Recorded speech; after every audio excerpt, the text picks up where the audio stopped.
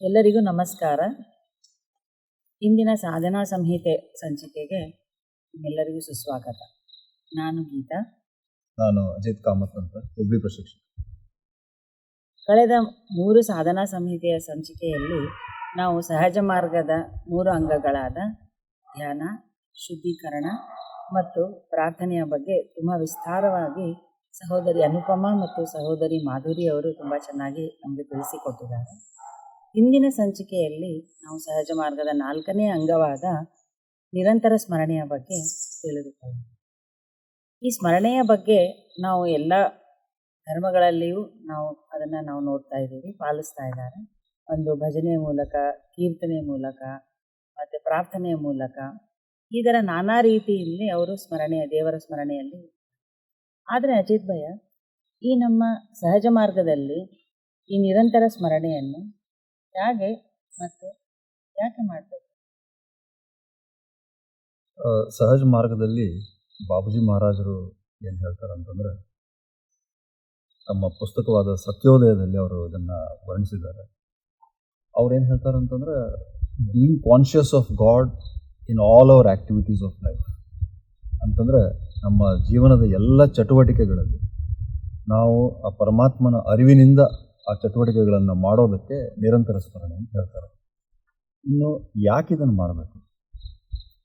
ಈಗ ಎಲ್ಲ ಪ್ರಾಚೀನ ಯೋಗ ಪದ್ಧತಿಗಳು, ನಮ್ಗೆ ಗೊತ್ತಿರೋ ಬೇರೆ ಬೇರೆ ಯೋಗ ಪದ್ಧತಿಗಳು, ಅವೆಲ್ಲರ ಉದ್ದೇಶ ಏನಾಗಿತ್ತು ಅಂತಂದರೆ, ಒಬ್ಬ ಮನುಷ್ಯ ತನ್ನ ವೈಯಕ್ತಿಕ ಪ್ರಜ್ಞೆಯಿಂದ ಪ್ರಗತಿ ಹೊಂತ ವಿಶ್ವ ಪ್ರಜ್ಞೆಯ ಜೊತೆಗೆ ಆತ ಒಂದಾಗಬೇಕು.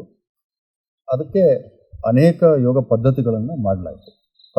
ಪತಂಜಲಿ ಮಹಾಮುನಿಗಳು ಕೂಡ ತಮ್ಮ ಅಷ್ಟಾಂಗ ಯೋಗದಲ್ಲಿ 8 ಅಂಗಗಳನ್ನು ಅವರು ಕೊಟ್ಟಿದ್ದಾರೆ ಇದಕ್ಕೋಸ್ಕರ. ಆದರೆ ಏನಾಗುತ್ತೆ ಅಂತಂದರೆ, ಒಬ್ಬ ಸಾಮಾನ್ಯ ಮನುಷ್ಯನಿಗೆ ಒಂದು ಸಂಕುಚಿತ ವೈಯಕ್ತಿಕ ಪ್ರಜ್ಞೆ ಇದ್ದಾಗ ಆತನ ಅನೇಕ ಪೂರ್ವಾಗ್ರಹಗಳು, ಅಂದರೆ ಬಯಾಸ್ ಅಂತ ಹೇಳ್ತೀವಿ, ಡಿಸೈರ್ಸ್ ಅಂದರೆ ಇಚ್ಛೆಗಳು, ಮತ್ತು ಅನೇಕ ಬೇಕು ಬೇಡಗಳು, ಈ ಕೆಳಮಟ್ಟದ ಪ್ರವೃತ್ತಿಗಳೆಲ್ಲ ಆತನ ಪ್ರಗತಿಗೆ ಅಡ್ಡಗಾಲು ಹಾಕ್ತವೆ. ಮತ್ತು ಈ ಎಲ್ಲ ಯೋಗ ಪದ್ಧತಿಗಳಲ್ಲಿ ಇದನ್ನು ಮೀರಿ ಹೋಗ್ಬೇಕಂದ್ರೆ ಆ ಸಾಧನೆಯ ಮುಖ್ಯತಃ ಜವಾಬ್ದಾರಿ ಸಾಧಕನದ್ದೇ ಆಗಿರುತ್ತೆ. ಸೊ ಇಲ್ಲಿ ಸಹಜ ಮಾರ್ಗದ ಒಂದು ಅದ್ಭುತ ಕೊಡುಗೆ ಏನು ಅಂತಂತಂದರೆ, ನಾವು ಒಬ್ಬ ಸಮರ್ಥ ಗುರುವಿನ ಸ್ಮರಣೆಯಲ್ಲಿದ್ದಾಗ, ಸಮರ್ಥ ಗುರು ಅವರು ಸ್ವತಃ ವಿಶ್ವಪ್ರಜ್ಞೆಯಲ್ಲಿ ಲಯ ಆದವರು. ಸೊ ನಾವು ಅವರ ಸ್ಮರಣೆಯಲ್ಲಿ ಆಳವಾಗಿ ಮುಳುಗಿದಾಗ ಆತನ ಆಂತರಿಕ ಸ್ಥಿತಿ ಅಭ್ಯಾಸಿಯಲ್ಲಿ ಹುಟ್ಕೊಳ್ಳುತ್ತೆ. ಇದರಿಂದ ಏನಾಗುತ್ತೆ ಅಂತಂದರೆ, ಆ ವಿಶ್ವಪ್ರಜ್ಞೆ ಅಭ್ಯಾಸಿಯಲ್ಲಿ ಬಂದ್ಬಿಟ್ಟು ತನ್ನ ಈ ಸಾಧನೆಯಲ್ಲಿ ಮತ್ತು ಜೀವನದ ಎಲ್ಲ ಚಟುವಟಿಕೆಗಳಲ್ಲಿ ಆತ ವಿಶ್ವಪ್ರಜ್ಞೆಯಿಂದ ಬರುವಂತಹ ಸ್ಫೂರ್ತಿಯಿಂದ ಆ ಕೆಲಸ ಮಾಡ್ತಾನೆ. ಇದರಿಂದ ಎಷ್ಟೋ ಮಟ್ಟಿಗೆ ಈ ಒಂದು ಪ್ರಗತಿ ಏನಿದೆ, ತನ್ನ ವೈಯಕ್ತಿಕ ಪ್ರಜ್ಞೆಯನ್ನು ಟ್ರಾನ್ಸೆಂಡ್ ಮಾಡೋದು ಅಂತ ಹೇಳ್ತಾರಲ್ಲ, ಅಂದರೆ ದಾಟಿ ವಿಶ್ವಪ್ರಜ್ಞೆಯ ಸ್ತರಕ್ಕೆ ಹೋಗಿ ಮುಟ್ಟುವಂತಹ ಕೆಲಸ ಬಹಳ ಸುಲಭ ಆಗುತ್ತೆ. ಅದಕ್ಕೋಸ್ಕರ ಈ ಸ್ಮರಣೆಯ ಒಂದು ಮಹತ್ವ ಬಹಳಷ್ಟು. ನಾನು ಇದು ಕೇಳಿದಾಗ ನನಗೆ ಮಹಾಭಾರತದ ಒಂದು ಘಟನೆ ನೆನಪಾಗತ್ತೆ. ಯಾವುದು? ಅದು ಬಹಳ ಪ್ರಮುಖವಾದ ಘಟನೆ. ಕೌರವರು ಪಾಂಡವರನ್ನು ಜೂಜಾಟಕ್ಕೆ ಆಹ್ವಾನಿಸ್ತಾರೆ. ಆವಾಗ ಯುಧಿಷ್ಠಿರವರು ಏನು ಹೇಳ್ತಾರೆ, ಆಯ್ತಂತ ಒಪ್ಕೊಳ್ತಾರೆ. ಯಾಕಂದರೆ ಅವ್ರಿಗೂ ಜೂಜಾಟ ಅಂದರೆ ತುಂಬ ಹುಚ್ಚು, ಭಾಳ ಇಷ್ಟ ಜೂಜಾಟ ಆಡೋದು ಅಂತಂದರೆ. ಸೊ ಒಂದು ರೀತಿ ಮನಸ್ಸಿನಲ್ಲಿ ಖುಷಿನೂ ಆಗಿರ್ಬೋದು. ಆಮೇಲೆ ಇನ್ನೊಂದು, ಅವ್ರು ಕ್ಷತ್ರಿಯರಾಗಿರೋದ್ರಿಂದ ಅವರ ಧರ್ಮದ ಪ್ರಕಾರ ಯಾರೇ ಏನೇ ಒಂದು ಚಾಲೆಂಜ್ ಹೇಳಿದ್ರೆ ಅವರು ಇಲ್ಲ ಅಂತ ಹೇಳೋಣ, ಆಯ್ತಂತ ಒಪ್ಕೊಳ್ತಾರೆ. ಸೊ ಇದೆಲ್ಲ ನಮ್ಗೆ ಗೊತ್ತಿರೋದೇನೆ, ನಾವೆಲ್ಲ ನೋಡಿದ್ದೀವಿ. ಸೊ ಯಾವಾಗ ಜೂಜಾಟ ಸ್ಟಾರ್ಟ್ ಆದಮೇಲೆ ಆಡ್ತಾ ಸ್ಟಾರ್ಟಿಂಗಲ್ಲಿ ಪಾಂಡವರು ಗೆಲ್ತಾ ಬರ್ತಾರೆ. ಸೊ ಯುಧಿಷ್ಠಿರಿಗೆ ಇನ್ನೂ ಹುಚ್ಚು ಜಾಸ್ತಿ ಆಗುತ್ತೆ, ಇನ್ನೂ ಆಸೆ ಆಗುತ್ತೆ, ನಾನು ಇನ್ನೂ ಗೆಲ್ಬೋದು ಅಂತ. ಗೆಲ್ತಾ ಹೋಗ್ತಾ ಆಮೇಲೆ ನಮಗೂ ಗೊತ್ತು, ಕೌರವರಿಗೆ ಮೋಸದಿಂದ ಇವ್ರನ್ನ ಸೋಲಿಸ್ಬೇಕಂತ ಇದ್ದೇ ಇರತ್ತೆ ಮನಸ್ಸಲ್ಲಿ. ಸೊ ಅವ್ರು ಆಟ ಸ್ಟಾರ್ಟ್ ಮಾಡಿದಾಗ ಪಾಂಡವರು ಸೋಲ್ತಾ ಬರ್ತಾರೆ. ಎಷ್ಟು ಮಟ್ಟಿಗೆ ಹೋಗತ್ತೆ ಅಂತಂದರೆ, ಅವರು ಆಸ್ತಿ ದುಡ್ಡು ಎಲ್ಲ ಕಳ್ಕೊಂಡು, ಈವನ್ ಅವ್ರ ತಮ್ಮಂದ್ರೂ ಸಹಿತ ಜೂಜಲ್ಲಿಟ್ಟು ಕಳ್ಕೊಳ್ತಾರೆ. ಲಾಸ್ಟಿಗೆ ಒಂದು ಪತ್ನಿಯನ್ನು ಇಟ್ಟು ಕಳ್ಕೊಳ್ತಾರೆ. ಈ ಥರ ನಾವು ಮುಂದೆ ನೋಡಿದ್ದೀವಿ ಏನಾಯಿತು ಅಂತ ಹೇಳಿ. ಅವಾಗ ಅವರು ಎಲ್ಲ ಕಳ್ಕೊಂಡು ಎಲ್ಲ ಸರ್ವನಾಶ ಆಗಿ ಆಮೇಲೆ ಮುಂದೆ ದೊಡ್ಡ ಮಹಾಭಾರತನೇ ಈ ಘಟನೆಯಿಂದ ಆಗಿದೆ ಅಂತ ಹೇಳ್ಬೋದು. ಹೌದು. ಇದೆಲ್ಲ ಆದಮೇಲೆ ಒಂದ್ಸತಿ ಮಹಾಭಾರತ ಎಲ್ಲ ಮುಗಿದ್ಮೇಲೆ ವಿದುರ ಕೃಷ್ಣನಿಗೆ ಕೇಳ್ತಾನೆ, ಕೃಷ್ಣ ನೀನು ಪಾಂಡವರಿಗೆ ಎಷ್ಟು ಕ್ಲೋಸ್ ಆಗಿದ್ದೆ, ಎಷ್ಟು ಹತ್ತಿರವಾಗಿದ್ದೆ, ಮತ್ತು ಅವ್ರ ಮೇಲೆ ನಿನ್ಗೆ ತುಂಬ ಪ್ರೀತಿನೂ, ಆಮೇಲೆ ಪಾಂಡವರು ಸಹಿತ ನಿನಗೆ ಗೌರವಿಸ್ತಾ ಇದ್ರು, ಪ್ರೀತಿಸ್ತಾ ಇದ್ರು, ನಿನ್ನನ್ನು ಮಾತು ಕೇಳ್ತಾ ಇದ್ರು. ಆದರೆ ಈ ಒಂದು ಸಮಯದಲ್ಲಿ ನೀನು ಯಾಕೆ ಅವರಿಗೆ ಸಹಾಯ ಮಾಡಲಿಲ್ಲ, ನೀನು ಹೋಗಿ ಈ ಜೂಜಾಟನ್ನು ನಿಲ್ಲಿಸ್ಬೋದಿತ್ತಲ್ಲ ಅಂತ ಹೇಳಿದಾಗ ಕೃಷ್ಣ ಹೇಳ್ತಾನೆ, ಯುಧಿಷ್ಠಿರ ತನ್ನ ಆಟದಲ್ಲಿ ಎಷ್ಟು ಮಗ್ನನಾಗ್ಬಿಟ್ಟಿದ್ನಂತಂದರೆ ಅವನಿಗೆ ಬೇರೆ ಏನು ಸ್ಮರಣೆನೇ ಇರಲಿಲ್ಲ, ನನ್ನಂತೂ ನೆನೆಸ್ಕೊಳ್ಳೇ ಇಲ್ಲ, ನನ್ನ ಸ್ಮರಣೆಯಲ್ಲೇ ಇರಲಿಲ್ಲ ಅಂತ ಕೃಷ್ಣ ಹೇಳ್ತಾನೆ. ಸೊ ಈ ಒಂದು ಘಟನೆಯಿಂದ ಏನನ್ಸುತ್ತೆ ಅಂದರೆ, ನಾವು ದೈವಿ ಸ್ಮರಣೆಯಲ್ಲಿ ಇದ್ದಾಗ ನಮ್ಮ ಎಲ್ಲ ಕಾರ್ಯಗಳು ವಿಚಾರಗಳಿಗೆ ದೈವಿ ಪ್ರಜ್ಞೆಯಿಂದ ನಾವು ಮಾಡಬಹುದು ಅಂತ. ಆಮೇಲೆ ಇನ್ನೊಂದು ಏನು ಅನ್ಸುತ್ತೆ ಅಂತಂದರೆ, ಈ ಒಂದು ಸ್ಮರಣೆಯಿಂದ ನಾವು ಒಂದು ವಿಶೇಷವಾದ ಸಂಬಂಧವನ್ನು ಏರ್ಪಾಡು. ಹೌದು, ನೀವು ಹೇಳಿದ್ರಲ್ಲಿ ಈ ಕಥೆಯಿಂದ ನನಗೆ 2 ಪಾಯಿಂಟ್ಸ್ ತುಂಬ ನನ್ನ ಹೃದಯಕ್ಕೆ ಮುಟ್ಟಿತು. ಏನು ಅಂತಂದರೆ, ಒಂದು ಹೇಳಿದ ಹಾಗೆ ಯುಧಿಷ್ಠಿರನ ಉದಾಹರಣೆ ತಗೊಂಡು, ಯುಧಿಷ್ಠಿರ ಒಬ್ಬ ತುಂಬ ಮೌಲ್ಯ ಮತ್ತು ನೈತಿಕತೆಯಿಂದ ತುಂಬಿದ ಮನುಷ್ಯ. ಅಂಥವರಿಗೂ ಕೂಡ ಈ ರೀತಿ ದೌರ್ಬಲ್ಯಗಳು ಕೆಲವು ಇದ್ದವು. ಸೊ ಹೀಗಾಗಿ ಸಾಮಾನ್ಯ ಮನುಷ್ಯರಾದ ನಮ್ಮಲ್ಲಿ ಎಷ್ಟೋ ದೌರ್ಬಲ್ಯಗಳು ಇರ್ತವೆ. ಸೊ ನಾವು ಅದಕ್ಕೋಸ್ಕರ ನಾವು ನಮ್ಮಿಂದ ಈ ನಮ್ಮ ವೈಯಕ್ತಿಕ ಸಂಕುಚಿತ ಪ್ರಜ್ಞೆಯಿಂದ ಒಂದು ಮೇಲಿನ ಪ್ರಜ್ಞೆಗೆ ನಾವು ಸಾಧನೆ ಮಾಡ್ತೀವಿ. ಅದು ನಮ್ಮಿಂದ ಆಗುತ್ತಾ ಆಗಲ್ವಾ ಅನ್ನೋವಂಥ ಒಂದು ಸಂದೇಹಗಳು ಬರೋದು ಸಹಜ. ಬಟ್ ನಮ್ಗೆ ಅದರ ಒಂದು ಚಿಂತೆ ಇರಬೇಕಾಗಿಲ್ಲ. ಯಾಕಂದರೆ ಒಬ್ಬ ಸಮರ್ಥ ಗುರುವಿನ ಒಂದು ಬೆಂಬಲ ಇರಬೇಕಾದ್ರೆ ನಾವು ಡೆಫಿನೆಟ್ ಆಗಿ ಇದನ್ನು ಮಾಡ್ಬೋದು ಅನ್ನೋವಂಥ ಒಂದು ಕಾನ್ಫಿಡೆನ್ಸ್ ನಮ್ಮಲ್ಲಿ ಬರುತ್ತೆ. ಇದು ಒಂದು. ಇನ್ನೊಂದು ಏನು ಅಂತಂದರೆ, ನೀವು ಹೇಳಿದ ಹಾಗೆ ಆತ ಯುಧಿಷ್ಠಿರ ಕೃಷ್ಣ ಪ್ರಜ್ಞೆಯಲ್ಲಿ ಸದಾಕಾಲ ಇದ್ದಿದ್ದರೆ ಆತನಲ್ಲಿ ಆ ಒಂದು ವಿವೇಕ ಮತ್ತು ಆ ಒಂದು ದೈವಿ ಪ್ರಜ್ಞೆಯಿಂದ ಬರ್ತಕ್ಕಂಥ ಸ್ಫೂರ್ತಿ ಅವನ ಪ್ರತಿಯೊಂದು ಚಟುವಟಿಕೆಯಲ್ಲಿ ಅದು ಕಾಣ್ತಿತ್ತು. ಈ ಒಂದು ತಿರುವು ಕಾಣ್ತಾನೆ ಇರಲಿಲ್ಲ. ಮಹಾಭಾರತದಲ್ಲಿ ಆ ತಿರುವೇ ಬರ್ತಿರಲಿಲ್ಲ. ಸೊ ಇದು ಸತತ ಸ್ಮರಣೆಯ ಮಹತ್ವವನ್ನು ಇಲ್ಲಿ ಎತ್ತಿ ಎತ್ತಿ ಹೇಳುತ್ತೆ. ಸೊ ಆ ಒಂದು ವಿಷಯ. ಅದು ಅಲ್ಲದೆ ನೀವು ಹೇಳಿದ ಹಾಗೆ ಸ್ಮರಣೆ ಮಾಡ್ತಾ ಮಾಡ್ತಾ ಇದ್ದಾಗ ಗುರು ಮತ್ತು ಶಿಷ್ಯ ಇವರಿಬ್ಬರ ನಡುವೆ ಒಂದು ಬಾಂಧವ್ಯ ತಾನಾಗಿ ಏರ್ಪಾಡಾಗುತ್ತೆ. ಇದೊಂದು ಬಹಳ ಮುಖ್ಯವಾದ ವಿಷಯ. ಅಜಿತ್ ಭಯ್ಯ, ಈ ಸಂಬಂಧದ ಬಗ್ಗೆ ನಾವು ಮಾತಾಡಬೇಕಾದ್ರೆ ನನಗೆ ಸ್ವಾಮಿ ವಿವೇಕಾನಂದಜಿ ಮತ್ತು ಶ್ರೀರಾಮಕೃಷ್ಣ ಪರಮಹಂಸ ಅವರ ಸಂಬಂಧದ ಬಗ್ಗೆ ನೆನಪಾಗತ್ತೆ. ಸ್ವಾಮಿ ವಿವೇಕಾನಂದ ಅವರು ಶ್ರೀರಾಮಕೃಷ್ಣ ಪರಮಹಂಸ ಅವ್ರಿಗೆ ಭೇಟಿ ಆಗಕ್ಕೆ ಹೋಗಬೇಕಾದ್ರೆ ಇನಿಷಿಯಲ್ ಟೈಮಲ್ಲಿ ಅವರಿಗಷ್ಟು ಅವ್ರ ಮೇಲೆ ನಂಬಿಕೆ ಇರಲಿಲ್ಲ. ಒಂದು ಡೌಟ್ ಇತ್ತು, ಇವರೇನಾ ನನಗೆ ದೇವ್ರು ತೋರಿಸೋರು, ಇವರು ದೇವ್ರು ಕಂಡಿದ್ದಾರಾ ಅನ್ನೋ ಒಂಥರ ಅವ್ರ ಮೇಲೆ ಅವ್ರಿಗೆ ಸಂದೇಹ ಬರ್ತಾಯಿತ್ತು. ಆದರೂ ಅವ್ರಿಗೆ ಅವ್ರ ಮೇಲೆ ಅಪಾರ ಪ್ರೇಮ ಇತ್ತು. ಶ್ರೀರಾಮಕೃಷ್ಣ ಪರಮಹಂಸ ಅವ್ರಿಗೂ ವಿವೇಕಾನಂದಜಿ ಅವ್ರ ಮೇಲೆ ತುಂಬ ಅಪಾರವಾದ ಪ್ರೇಮ ಇತ್ತು. ಯಾಕಂದರೆ ಅವರಲ್ಲಿ ಅವರು ಆ ಒಂದು ಸ್ಪಿರಿಚುವಲ್ ಪೊಟೆನ್ಷಿಯಲ್ ನೋಡಿದ್ರು. ಅವ್ರ ಒಡನಾಟ ಆಗ್ತಾ ಆಗ್ತಾ ಆಗ್ತಾ ಮುಂದೆ ಸ್ವಾಮೀಜಿಯವರಿಗೆ ಅವ್ರ ಮೇಲೆ ಒಂದು ದೃಢ ನಂಬಿಕೆ ಬೆಳೀತು. ಪರಮಹಂಸ ಅವ್ರ ಮೇಲೆ ಒಂದು ದೃಢ ನಂಬಿಕೆ ಬೆಳೆದು ಆ ದೃಢ ನಂಬಿಕೆಯಿಂದ ಅವ್ರ ಮೇಲೆ ಅಪಾರವಾದ ಪ್ರೇಮ, ಯಾವ ಥರ ಈ ಪರಮಹಂಸ ಅವರಿಗೆ ಸ್ವಾಮಿ ವಿವೇಕಾನಂದಜಿ ಮೇಲೆ ಒಂದು ಪ್ರೀತಿ ಇತ್ತು, ಪ್ರೇಮ ಇತ್ತು, ಅದೇ ಥರ ಪ್ರೇಮ ಇವರಲ್ಲಿನೂ ಮೂಡಿಬಿಟ್ಟು ಮುಂದೆ ಅದು ಅವರು ಮನೋಕುಲಕ್ಕೇ ಸೇವೆಗಾಗಿ ಅದನ್ನು ಅವರ ಜೀವನವನ್ನೇ ಮುಡಿಬಿಟ್ರು. ಆಮೇಲೆ ಪರಮಹಂಸ ಅವರೇ ಅವ್ರ ಸರ್ವಸ್ವ ಆಗಬೇಕು. ಸೊ ನನಗೇನು ಅನಿಸುತ್ತೆ ಇದನ್ನು ಈ ಕತೆ ಓದಿದಾಗ ಎಲ್ಲ ಅಂತಂದರೆ, ಫಸ್ಟು ಒಂದು ಡೌಟು, ಸಂದೇಹ, ಅದರಿಂದ ಅದೊಂದು ಕನ್ವಿಕ್ಷನ್ ಬಂತು, ಅಂದರೆ ದೃಢ ನಂಬಿಕೆ ಹುಟ್ಟುತ್ತೆ. ಆ ದೃಢ ನಂಬಿಕೆಯೇ ಒಂದು ಪ್ರೇಮದಲ್ಲಿ ಅದು ಪರಿವರ್ತನೆಯಾಗಿ ಅದನ್ನೇ ಅವರು ಮುಂದೆ ಸೇವೆಗಾಗಿ, ಮನುಕುಲ ಸೇವೆಗಾಗಿ ಅದನ್ನು ಜೀವನವನ್ನೇ ಧ್ಯೇಯವಾಗಿ ಮಾಡ್ತಾರೆ. ಕರೆಕ್ಟ್. ಸೊ ಈ ಗುರು ಮತ್ತು ಶಿಷ್ಯರ ನಡುವೆ ಈ ಬಾಂಧವ್ಯ ಏನಿದೆ ಅಲ್ಲ, ಅದು ನಮ್ಮ ಒಂದು ಪರಿವರ್ತನೆಗೆ ಅದೊಂದು ದಾರಿ ಮಾಡ್ತದೆ. ಸೊ ಅದಕ್ಕೆ ಬಾಬೂಜಿಯವರು ಕೂಡ ಹೇಳಿದ್ದಾರೆ, ಸ್ವಾಮೀಜಿಯವರು ಕೂಡ ಹೇಳಿದ್ದಾರೆ, ಒಂದು ಬಾಂಧವ್ಯ ಇದ್ದರೆ ಅದು ಚೆನ್ನಾಗಿರುತ್ತೆ ಅಂತ ಹೇಳಿದ್ರು. ಸೊ ಒಂದು ಪ್ರಶ್ನೆ ಬರುತ್ತೆ, ಯಾವ ರೀತಿ ನಾನು ನನ್ನ ಗುರುವಿನ ಜೊತೆ ಬಾಂಧವ್ಯವನ್ನು ಬೆಳೆಸ್ಕೋಬಹುದು. ಸೊ ಅದಕ್ಕೂ ಕೂಡ ಅನೇಕ ಟಿಪ್ಸ್ ಕೊಟ್ಟಿದ್ದಾರೆ ಬಾಬೂಜಿ ಮಹಾರಾಜರು, ಸ್ವಾಮೀಜಿಯವರು ಕೂಡ ಹೇಳಿದ್ದಾರೆ. ಮೊದಲನೇದಾಗಿ ಫಾರ್ ಎಕ್ಸಾಂಪಲ್, ಉದಾಹರಣೆಗಾಗಿ ನೀವು ಗುರುವನ್ನು ಒಂದು ಸಖಾಭಾವದಿಂದ ನೋಡಬಹುದು. ಸಖ ಅಂದರೆ ಗೆಳೆಯ, ಒಂದು ಗೆಳೆಯನ ರೂಪದಲ್ಲಿ ನಾವು ನೋಡ್ಬೋದು. ಅಥವಾ ನೀವು ಒಂದು ವಾತ್ಸಲ್ಯ ಭಾವದಲ್ಲಿ ನೋಡ್ಬೋದು. ಅಂದರೆ ಗುರು ಒಂದು ಮಗು ಇದ್ದಾರೆ. ಯಾಕಂದರೆ ಗುರು ಅಂತಂದರೆ ಆತ ಅನಂತದ ಜೊತೆಗೆ ಆತನ ಒಂದು ಲಯ ಸ್ಥಿತಿ ಆಗಿರುತ್ತೆ. ಆ ಒಂದು ವಿಸ್ತಾರವಾದ ಅಸ್ತಿತ್ವ ನಮ್ಮ ಒಂದು ಕಾಂಪ್ರಿಹೆನ್ಷನ್ಗೆ ಬರಲಿಕ್ಕಿಲ್ಲ, ಅಂದರೆ ನಮ್ಮ ಅಂಡರ್ಸ್ಟ್ಯಾಂಡಿಂಗ್ ಬರಲಿಕ್ಕಿಲ್ಲ. ಸೊ ಅದು ಕಷ್ಟ ಆಗ್ಬೋದು ಒಂದು ಬಾಂಧವ್ಯ ಬೆಳೆಸೋದಕ್ಕೆ. ಸೊ ಅದಕ್ಕೆ ಎಸ್ಪೆಷಲಿ ತಾಯಂದರಿಗೆ ಅವರ ವಾತ್ಸಲ್ಯವನ್ನು ಪ್ರಕಟ ಮಾಡೋದಕ್ಕೋಸ್ಕರ ಇದು ಬಹಳ ಸುಲಭ ಆಗುತ್ತೆ. ಮಗುವಿನ ರೂಪದಲ್ಲಿ ನಾವು ಗುರುವನ್ನು ನೋಡಿ ಪ್ರೇಮಿಸ್ಬೋದು. ಯಾಕಂದರೆ ಮಗುವಿನ ಕಡೆ ಪ್ರೀತಿ ಬರೋದು ಬಹಳ ಸಹಜ. ಸೊ ಬಹುಶಃ ಇದೇ ಕಾನ್ಸೆಪ್ಟ್ ಕ್ರಿಶ್ಚಿಯಾನಿಟಿಯಲ್ಲೂ ಇದೆ. ಈ ಇನ್ಫೆಂಟ್ ಜೀಸಸ್ ಅಂತ ನಾವು ಕೇಳಿದ್ದೀವಿ, ಅಥವಾ ಬಾಲಕೃಷ್ಣ, ಇದನ್ನೆಲ್ಲ ಅದೇ ಒಂದು ಕಾನ್ಸೆಪ್ಟಲ್ಲಿ ತಂದಿರೋದು. ನಮಗೆ ಪರಮಾತ್ಮನನ್ನು ಪ್ರೀತಿ ಮಾಡೋಕ್ಕೆ ಇದೊಂದು ಒಳ್ಳೆಯ ದಾರಿ, ಎಡೆ ಮಾಡಿಕೊಡೋದು. ಇವೆರಡು ಅಲ್ಲದೆ ಬಾಬೂಜಿ ಮಹಾರಾಜರು ಏನು ಹೇಳಿದ್ದಾರೆ ಅಂತಂದರೆ, ನೀವು ಗುರುವನ್ನು ಒಂದು ಮಾತೃ ರೂಪದಲ್ಲಿ ನೋಡ್ಬೋದು. ಯಾಕಂದರೆ ನಮ್ಮ ಮತ್ತು ನಮ್ಮ ತಾಯಿಯ ಒಂದು ರಿಲೇಷನ್ಶಿಪ್ ಬಹಳ ಪವಿತ್ರವಾದ ಒಂದು ರಿಲೇಷನ್ಶಿಪ್. ಸೊ ನೀವು ಗುರುವನ್ನು ಒಂದು ತಾಯಿಯ ರೂಪದಲ್ಲಿ ನೋಡಿಕೊಂಡು ಪ್ರೇಮ ಮಾಡ್ಬೋದು, ಆ ಬಾಂಧವ್ಯ ಬೆಳೆಸ್ಬೋದು.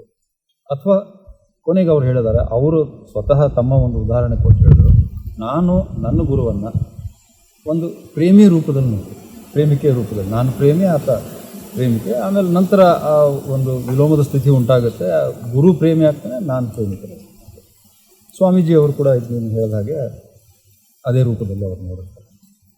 ಸೊ ಈ ಅನೇಕ ಭಾವಗಳಲ್ಲಿ ನಮಗೆ ಯಾವುದು ಅನುಕೂಲ ಆಗುತ್ತೋ ಆ ಭಾವವನ್ನು ನಾವು ತಗೊಂಡು ಒಂದು ಬಾಂಧವ್ಯವನ್ನು ಬೆಳೆಸ್ಬೋದು. ಆದರೆ ಏನಾಗುತ್ತೆ ಅಂದರೆ, ಇವೆಲ್ಲ ಭಾವಗಳು ಒಂದು ಮನುಷ್ಯರ ನಡುವೆ ಇರುವಂತಹ ಸಂಬಂಧಗಳು.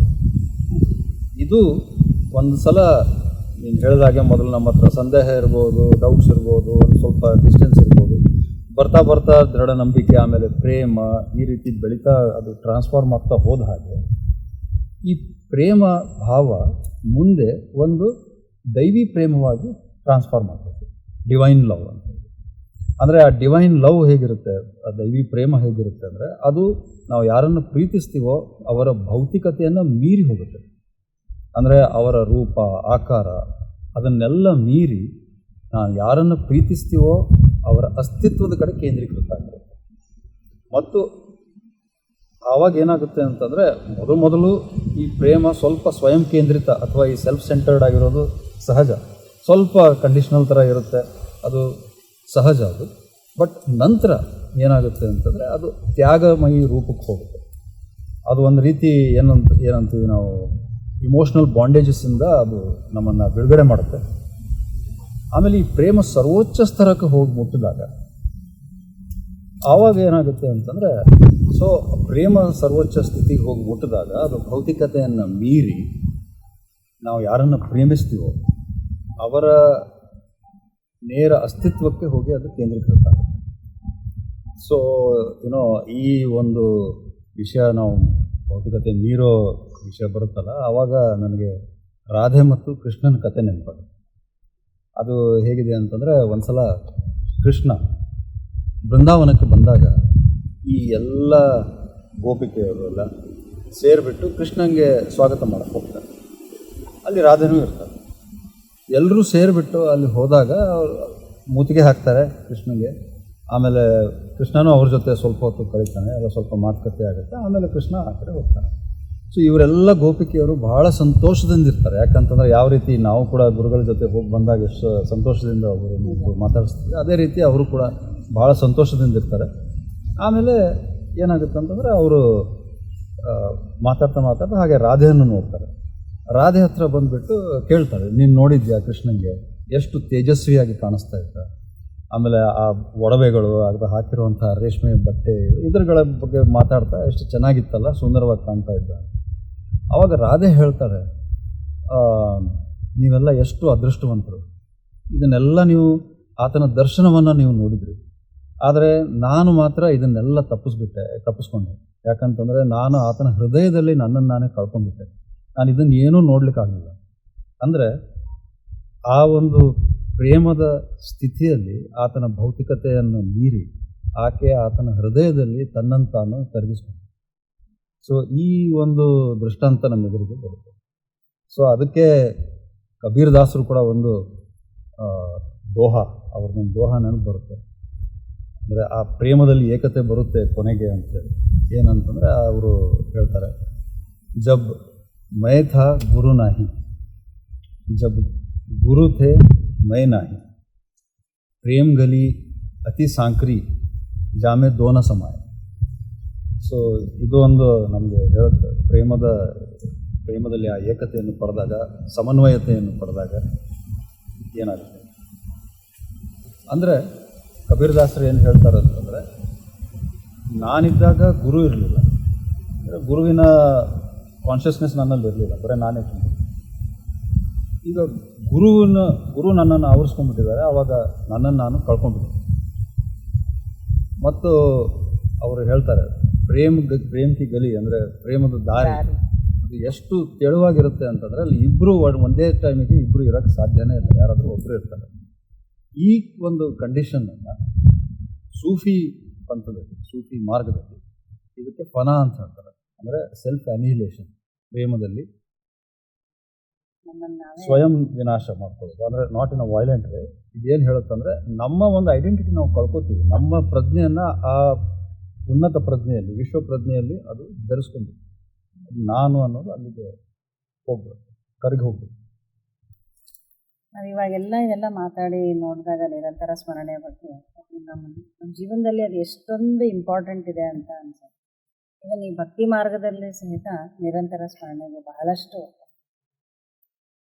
ಈ ಒಂದು ಸ್ಥಿತಿಗೆ ನಾವು ಹೋಗ್ಬೇಕಾದ್ರೆ ಈ ಥರ ನಾವು ನಿರಂತರ ಸ್ಮರಣೆ ಚಿತ್ರ ಹೇಗೆ ನಾವು ಮಾಡ್ಕೋಬೇಕು, ನಾವು ಹೇಗೆ ಇದನ್ನು ನಮ್ಮಲ್ಲಿ ನಾವು ಬೆಳೆಸ್ಕೋಬಹುದು. ಓಕೆ, ಮೊದಲು ಇದನ್ನು ಯಾವ ರೀತಿ ನಾವು ಬೆಳೆಸ್ಕೋಬಹುದು ಅಂತ ತಿಳ್ಕೊಳ್ಳೋಕ್ಕಿಂತ ಮುಂಚೆ ನಾವು ಇದರ ಬಗ್ಗೆ ಕೆಲವು ಮಿಥ್ಯಗಳನ್ನು ಅಥವಾ ವಾಟ್ ಈಸ್ ನಾಟ್ ರಿಮೆಂಬ್ರೆನ್ಸ್, ಇದ್ರ ಬಗ್ಗೆ ಸ್ವಲ್ಪ ತಿಳ್ಕೊಳ್ಳೋಣ. ಅನೇಕ ಸಲ ಏನಾಗುತ್ತೆ ಅಂತಂದರೆ, ನಾವು ಗುರುಗಳನ್ನು ಭೇಟಿಯಾಗಿರೋ ಸಂದರ್ಭದಲ್ಲಿ ಅವರನ್ನು ನಾವು ನೋಡಿರ್ತೀವಿ, ಆ ಸನ್ನಿವೇಶವನ್ನು ನೋಡಿರ್ತೀವಿ, ಅಥವಾ ಗುರುಗಳ ಫೋಟೋ ನೋಡಿರ್ತೀವಿ. ಇವುಗಳನ್ನೆಲ್ಲ ನಾವು ನೆನಪು ಮಾಡ್ಕೊಳ್ಳೋಕೆ ಪ್ರಯತ್ನ ಪಡ್ತೀವಿ. ನಿರಂತರ ಸ್ಮರಣೆ ಅಂತಂದರೆ ಗುರುವಿನ ಸ್ಮರಣೆ ಅಂತ ತಿಳ್ಕೊಂಡು ಅವರ ಒಂದು ಭಾವಚಿತ್ರನೋ ಅಥವಾ ಅವರನ್ನು ಭೇಟಿಯಾಗಿದ್ದ ಸಂದರ್ಭನೋ ಇವುಗಳನ್ನು ನಾವು ನೆನಪು ಮಾಡಿಕೊಂಡು ಅದನ್ನೇ ಸ್ಮರಣೆ ಅಂತ ತಿಳ್ಕೊಂಡು ಹೋಗ್ತೀವಿ. ಅದರಲ್ಲಿ ತಪ್ಪೇನಿಲ್ಲ. ಆದರೆ ಏನಾಗುತ್ತೆ ಅಂತಂದರೆ, ಅದು ಭೂತಕಾಲದಲ್ಲಿ ನಡೆದು ಹೋಗಿರುವಂಥ ಘಟನೆ. ಸೊ ಅದು ಒಂದು ರೀತಿ ನೆನಪು ಆಗುತ್ತೆ. ನೆನಪು ಸ್ಮರಣೆಗೂ ವ್ಯತ್ಯಾಸ ಇದೆ. ನೆನಪು ಯಾವಾಗಲೂ ಭೂತಕಾಲಕ್ಕೆ ಸಂಬಂಧಪಟ್ಟದ್ದನ್ನು ನಾವು ಮರುಕಳಿಸಿ ಅದನ್ನು ಮತ್ತೆ ಜೀವಂತ ಮಾಡೋಕ್ಕೆ ನೋಡ್ತೀವಿ.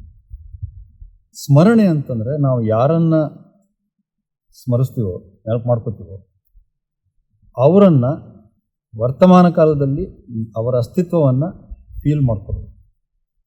ಅವ್ರು ನಮ್ಮ ಜೊತೆಗೆ ಇದ್ದಾರೆ ಅನ್ನೋದನ್ನು, ಆ ಭಾವನೆಯನ್ನು ನಮ್ಮಲ್ಲಿ ಅಳವಡಿಸ್ಬೇಕು. ಸೊ ಇದು ಸ್ಮರಣೆಯ ಒಂದು ಸರಿಯಾದ ರೀತಿ. ಸೊ ಇದಕ್ಕೆ ಈಗ ಯಾವ ರೀತಿ ಮಾಡಬೇಕು ಅನ್ನೋದಕ್ಕೆ ದಾಜಿಯವರು ಇತ್ತೀಚೆಗೆ ಬಾಬೂಜಿ ಮಹಾರಾಜರು ಹೇಳಿದ್ದ ಕೆಲವು ಟಿಪ್ಸನ್ನು ಅವರು ಕೊಟ್ಟಿದ್ದಾರೆ. ಒಂದು ಅವ್ರು ಏನು ಹೇಳಿದ್ರು ಅಂತಂದರೆ, ಬಾಬೂಜಿ ಮಹಾರಾಜರು ಹೇಳ್ತಿದ್ರಂತೆ, ನೀವು ಯಾವುದೇ ಚಟುವಟಿಕೆ ಮಾಡೋದಕ್ಕಿಂತ ಮುಂಚೆ ಗುರುವನ್ನು ನೆನೆಸ್ಕೊಳ್ಳಿ, ಆಮೇಲೆ ಆ ಚಟುವಟಿಕೆ ನೀವು ಆ ಕಾರ್ಯವನ್ನು ಸ್ಟಾರ್ಟ್ ಮಾಡ್ಕೋಬೋದು. ಸೊ ಅದನ್ನು, ಆ ಚಟುವಟಿಕೆ ಮುಗಿದ ನಂತರ ಇನ್ನೊಂದು ಚಟುವಟಿಕೆ ಶುರು ಆಗಬೇಕಾದ್ರೆ ಇನ್ನೊಂದು ಸಲ ಗುರುವನ್ನು ನೆನೆಸ್ಕೊಂಡು ನೆಕ್ಸ್ಟ್ ಚಟುವಟಿಕೆಯನ್ನು ಶುರು ಮಾಡ್ತೀವಿ.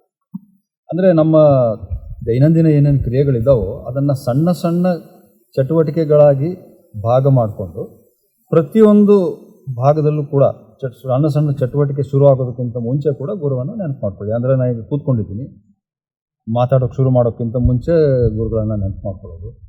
ಆಮೇಲೆ ಇದಾದ ನಂತರ ನಾವು ಹೇಳ್ತೀವಿ, ಆವಾಗೂ ನೆನಪು ಮಾಡಿಕೊಂಡು ನಡ್ಕೊಂಡು ಹೋಗೋದು. ಅಲ್ಲಿ ಹೋಗಿ ಮುಟ್ಟಿದ ನಂತರ ಬೇರೆ ಏನೋ ಒಂದು ಕೆಲಸ ಶುರು ಆಗುತ್ತೆ, ಮತ್ತೆ ನೆನಪು ಮಾಡ್ಕೊಳ್ಳೋದು. ಸೊ ಕ್ರಮೇಣವಾಗಿ ಏನಾಗುತ್ತೆ, ಈ ಒಂದು ಸ್ಮರಣೆ ಅನ್ನೋದು ನಿರಂತರವಾಗಿ ಹರಿಯೋದಕ್ಕೆ ಶುರುವಾಗುತ್ತೆ. ಸೊ ಇದೊಂದು ರೀತಿ.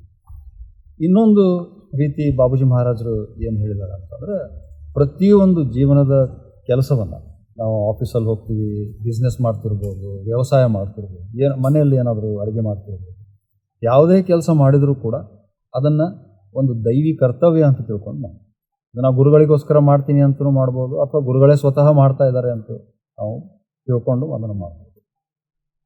ಅದು ಅಲ್ಲದೆ ಇನ್ನೊಂದು ಬಾಬೂಜಿಯವರು ಹೇಳಿದ್ದಾರೆ, ಅದು ಅವರಿಗೆ ತುಂಬ ಇಷ್ಟವಾದ ಒಂದು ರೀತಿಯಾಗಿತ್ತು ಅಂತ ಹೇಳ್ತಾರೆ. ಏನಂದರೆ, ನಮ್ಮ ಪರಿಸರದಲ್ಲಿ ಇರುವಂತಹ ಪ್ರತಿಯೊಂದು ಕೂಡ, ಎಲ್ಲ ಮನುಷ್ಯರು, ಪಶು ಪಕ್ಷಿಗಳು, ಗಿಡ ಮರಗಳು, ಇವೆಲ್ಲ ಗಾಳಿಯ ಕಣಗಳು ಸುಡ ಎಲ್ಲ ಪರಮಾತ್ಮನ ಸ್ಮರಣೆಯಲ್ಲಿ ಮುಳುಗಿ ಹೋಗಿವೆ, ಆಳವಾಗಿ ಮುಳುಗಿ ಹೋಗಿವೆ, ಮತ್ತು ನಾವು ಕೂಡ ಅದರಲ್ಲಿ ಮುಳುಗಿದ್ದೀವಿ. ಸೊ ಈ ರೀತಿ ಒಂದು ಭಾವನೆಯನ್ನು ತಂದು ನೀವು ನಿಮ್ಮ ಕೆಲಸ ನಡೆಸ್ತಾ ಇರಬೇಕಾದ್ರೆ ಈ ಒಂದು ಭಾವನೆಯಲ್ಲಿದೆ. ಸೊ ಇದು ಕೂಡ ಒಂದು ರೀತಿ. ಆಮೇಲೆ ಇದೆಲ್ಲ ಅಲ್ಲದೆ ದಾಜಿಯವರು ಇನ್ನೊಂದು ಹೇಳ್ತಾರೆ, ನಾವು ನಮ್ಮ ಡೈಲಿ ಮೆಡಿಟೇಷನ್ ಮಾಡ್ತೀವಿ. ಆ ಮೆಡಿಟೇಷನ್ನಲ್ಲಿ ಗುರುಗಳು ನಮ್ಗೆ ಯಾವುದೋ ಒಂದು ಕಂಡೀಷನ್ ಕೊಡ್ತಾರೆ. ಆ ಕಂಡೀಷನ್ ನಮ್ಮೊಳಗೆ ಏನೋ ಸ್ಥಿತಿ ಉಂಟಾಗುತ್ತಲ್ಲ, ಅದು ಧ್ಯಾನಾವಸ್ಥೆ ಅಂತ. ಆ ಧ್ಯಾನ ಮುಗಿಸಿ ನಾವು ನಂತರ ಪ್ರಪಂಚಕ್ಕೆ ಇಳಿಬೇಕಾದ್ರೂ ಕೂಡ ಅವರು ಒಂದು ಕಿವಿ ಮಾತು ಹೇಳ್ತಾರೆ, ಆ ಧ್ಯಾನಾವಸ್ಥೆಯನ್ನು ನಿಮ್ಮ ಜೊತೆಗೆ ಕಾಪಾಡಿಕೊಂಡು ಮುಂದೆ ಹೋಗಿ ಅಂತ. ಸೊ ಏನಾಗುತ್ತೆ, ಧ್ಯಾನದಲ್ಲಿ ನಾವು ನಮ್ಮ ಒರಿಜಿನಲ್ ಹೋಮ್, ಅಂದರೆ ನಮ್ಮ ಮೂಲ ಮನೆಯನ್ನು ನೆನಪು ಮಾಡ್ಕೋತೀವಿ, ನಮ್ಮ ಮೂಲ ಗುರಿಯನ್ನು ನೆನಪು ಮಾಡ್ಕೋತೀವಿ. ಸೊ ಆ ಧ್ಯಾನಾವಸ್ಥೆಯನ್ನು ನಾವು ಕಾಪಾಡ್ಕೊಂಡು ಹೋಗೋದು ಅಂತಂದರೆ ಆ ಮೂಲ ಗುರಿಯ ನೆನಪು, ಸ್ಮರಣೆ ನಮ್ಮ ಜೊತೆಗೆ ಇರುತ್ತೆ ಅಂತ ಅದರ ಅರ್ಥ. ಸೊ ಅದನ್ನು ಹೇಗೆ ನಾವು ಕಾಪಾಡ್ಕೊಳ್ಬಹುದು, ಅದಕ್ಕೋಸ್ಕರ ಅವರು ಒಂದು ಸಿಂಪಲ್ ಪ್ರಕ್ರಿಯೆಯನ್ನು ಹೇಳ್ಕೊಟ್ಟಿದ್ದಾರೆ. AEIOU ಅಂತ ನೀವೆಲ್ಲ ಕೇಳಿರ್ಬೋದು. AEIOU ಅಂದರೆ ಅದು ಕೇವಲ ನಂಗೆ ನೆನಪು ಮಾಡೋದಕ್ಕೋಸ್ಕರ ಅವರು ಆ ಥರ ಹೇಳಿದ್ದಾರೆ. ಇಂಗ್ಲೀಷ್ನಲ್ಲಿ AEIOU ಅಂದರೆ ಅದು ವೊವೆಲ್ಸ್ ಅಂತ, ಅದನ್ನು ನೆನಪಿಗೋಸ್ಕರ ಅವರು ಆ ರೀತಿ ಒಂದು ಸೂತ್ರವಾಗಿ ಮಾಡಿಕೊಟ್ಟಿದ್ದಾರೆ. A ಅಂತಂದರೆ ಎಕ್ವೈರಿಂಗ್ ದ ಕಂಡೀಷನ್, ಅಂದರೆ ನಾವು ಮೆಡಿಟೇಷನ್ ಆದ ನಂತರ ಸ್ವಲ್ಪ ಹೊತ್ತು ಆ ಕಂಡೀಷನ್ ಕಡೆ ಗಮನ ಕೊಟ್ಟು ಅದನ್ನು ಮೆಲುಕು ಹಾಕಿ ಅದನ್ನು ಗುರುತು ಹಿಡಿಯೋದು. ನನ್ನಲ್ಲಿ ಯಾವ ಕಂಡೀಷನ್ ಆಗಿದೆ, ಅದು ಲೈಟ್ನೆಸ್ ಆಗಿದೆಯಾ, ಸ್ವಲ್ಪ ಶಾಂತಿ ಕಂಡೀಷನ್ ಇದೆಯಾ, ಕಾಮ್ನೆಸ್ ಇದೆಯಾ, ಸ್ಟಿಲ್ನೆಸ್ ಅಂತ ಹೇಳ್ತೀವಿ, ಆ ರೀತಿ ಕಂಡೀಷನ್ ನಮ್ಮಲ್ಲಿ ಡೆವಲಪ್ ಆಗಿದೆಯಾ, ಅದನ್ನು ಗುರುತು ಹಿಡಿಯೋದು. ಕೊನೆಗೆ E ಅಂದರೆ ಎನ್ಲೈವನ್ ಅಂತ, ಆ ಕಂಡೀಷನನ್ನು ಸಜೀವಗೊಳಿಸೋದು ನಮ್ಮಲ್ಲಿ, ಅದನ್ನು ಎಂಜಾಯ್ ಮಾಡಿ ಅಂತ ಹೇಳ್ತಾರೆ ಅವರು. ಆ ಕಂಡೀಷನನ್ನು ಗುರುತು ಹಿಡಿದ ನಂತರ ಅದನ್ನು ಸ್ವಲ್ಪ ಅದರಲ್ಲಿ ಆನಂದ ಪಡೀರಿ. I ಅಂದರೆ ಇಂಬೈಬ್ ಅಂತ, ಅಂದರೆ ಅದನ್ನು ನಮ್ಮದಾಗಿಸ್ಕೊಳ್ಳಿ, ಅದನ್ನು ನಿಮ್ಮ ದೈಹಿಕ ಮಾನಸಿಕ ಸ್ತರಗಳಲ್ಲೇ ಅದನ್ನು ನೀವು ಹೀರ್ಕೋಬೇಕು, ಸಂಪೂರ್ಣ ಅದನ್ನು ನಿಮ್ಮನ್ನು ಆವರಿಸ್ಕೋಬೇಕು.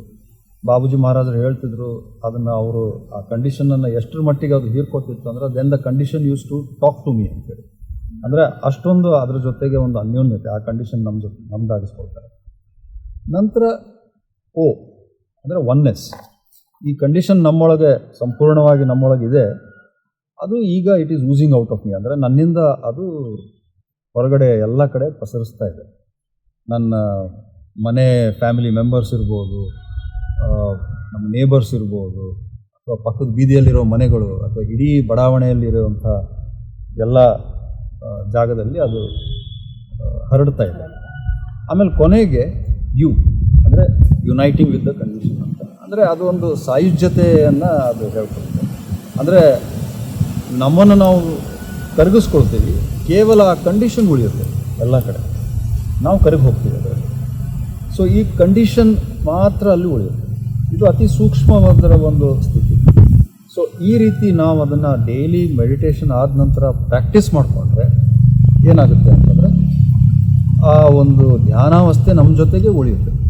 ನಾವು ದೈನಂದಿನ ಕೆಲಸ ಮಾಡಬೇಕಾದ್ರೆ ಆ ಕಂಡೀಷನ್ ನಮ್ಮ ಜೊತೆಗೆ ಯಾವತ್ತೂ ಉಳಿಯುತ್ತೆ. ಸೊ ಈ ರೀತಿ ಕೂಡ ನಾವು ಒಂದು ಸ್ಮರಣೆಯ ಸ್ಥಿತಿಯನ್ನು ನಾವು ಯಾವತ್ತೂ ಬೆಳೆಸ್ತಾ ಹೋಗ್ಬೋದು ಮುಂದೆ. ಚೈತನ್ಯ ಮಹಾಪ್ರಭುಗಳು ನಮ್ಮ ಹೈರಾರ್ಕಿಯಲ್ಲಿ ಅವರು ಒಬ್ಬರು ಮಾಸ್ಟರ್. ಸೊ ಈ ಚೈತನ್ಯ ಮಹಾಪ್ರಭುಗಳು ಬಾಬೂಜಿ ಮಹಾರಾಜರು ಸತ್ಯೋದಯದಲ್ಲಿ ಬರೆದ ಪ್ರಕಾರ ಅವರು ಶ್ರೀಕೃಷ್ಣನ ಪರಮಭಕ್ತರು. ಅವರು ಶ್ರೀಕೃಷ್ಣನ ನಾಮಸ್ಮರಣೆ ಮಾಡ್ತಾಯಿದ್ರು, ಜಪ ಮಾಡ್ತಾಯಿದ್ರು. ಆದರೆ ಅದು ಒಣ ಜಪೆ ಅಲ್ಲ. ಅವರು ಯಾವ ರೀತಿ ಮಾಡ್ತಾಯಿದ್ರು ಅಂತಂದರೆ, ಅವರು ತಮಗೆ ಗೊತ್ತಿದ್ದ ಅನುಯಾಯಿಗಳು ಯಾರು ಆ ಪವಿತ್ರತೆಯಲ್ಲಿ ಮುಳುಗಿದ್ದಾರೆ ಅಂಥ ಅನುಯಾಯಿಗಳನ್ನು ಮಾತ್ರ ಸೇರಿಸ್ಕೊಂಡು ಬಾಗಿಲಾಗ್ತಿದ್ರಂತೆ, ಮತ್ತು ಯಾರನ್ನೂ ಆ ಸತ್ಸಂಗದಲ್ಲಿ ಸೇರಿಸ್ತಿರ್ಲಿಲ್ಲ. ಕಾರಣ ಏನು ಅಂತಂದರೆ, ನಾವು ಒಬ್ಬರನ್ನ ಅಷ್ಟೊಂದು ಪ್ರೇಮಿಸಿ ಆ ಪವಿತ್ರತೆಯ ಭಾವದಿಂದ ಸ್ಮರಿಸ್ಬೇಕಾದ್ರೆ ಬರ್ತಾ ಬರ್ತಾ ನಮ್ಮ ಹೃದಯದಲ್ಲಿ ಒಂದು ಕೆಲವು ಕಂಪನಗಳು ಉಂಟಾಗ್ತವೆ. ಆ ಒಂದು ಪವಿತ್ರವಾದ ಕಂಪನಗಳು ಬೆಳೆದು ನಂತರ ಅವರು ಆ ಕಂಪನಗಳು ನಮ್ಮ ಇಡೀ ಸಿಸ್ಟಮನ್ನು ಆವರಿಸ್ಕೊಳ್ತವೆ. ಪ್ರತಿಯೊಂದು ನಮ್ಮ ಒಂದು ಪ್ರತಿ ಚಕ್ರಕ್ಕೂ ಅದು ಹರಡಿ ನಂತರ ಅದು ವಾತಾವರಣದಲ್ಲೂ ಹರಡುತ್ತೆ. ಸಂಪೂರ್ಣ ವಾತಾವರಣದಲ್ಲೂ ಆ ಕಂಪನಗಳು, ದೈವಿ ಕಂಪನಗಳು ಹರಡ್ತವೆ.